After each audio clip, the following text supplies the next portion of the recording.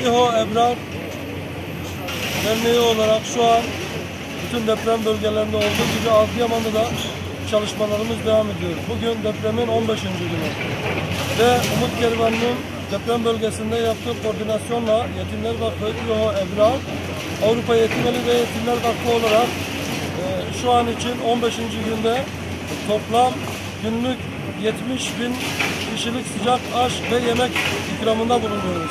Bu 15 gün içerisinde 1 milyonu aşkın depremzede kardeşlerimize ulaştık ve farklı çeşitlerde yardımlarımızı onlara ulaştırmaya ve ihtiyaçlarını karşılamaya devam ediyoruz şu an için.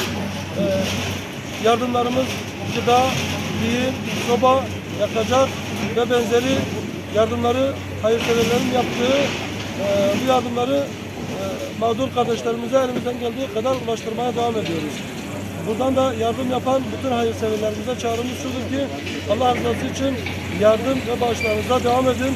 Çünkü ortada çok büyük bir enkaz var ve bunu kardeşlik duyguları içerisinde pekiştirerek, yardımlaşarak bu enkazı hep birlikte ayağa kaldırmamız gerekiyor ve buradan tekrar diyoruz ki gün dayanışma günüdür. İHO Ebrar olarak Adıyaman'da depremzede kardeşlerimize yardımlarımızı ulaştırmaya devam ediyoruz. Şu an depremzede kardeşlerimize kıyımlı yardımı yapıyoruz. Bu kardeşimiz de inşallah kömür almaya gelmiş. Biraz kendisiyle hasbihal edelim, bakalım başka bir ihtiyacı var mı?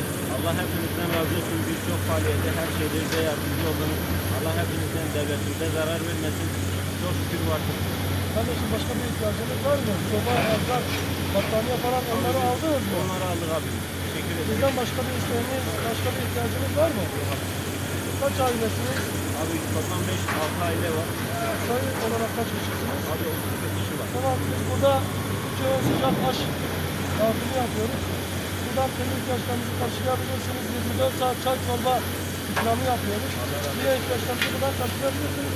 Buradan alabildiğiniz kadar alabilirsiniz. 2 dolar, 3 dolar alabilirsiniz. Allah sana yardımcımız olsun inşallah. Bizlere de dua edin. Allah razı olsun.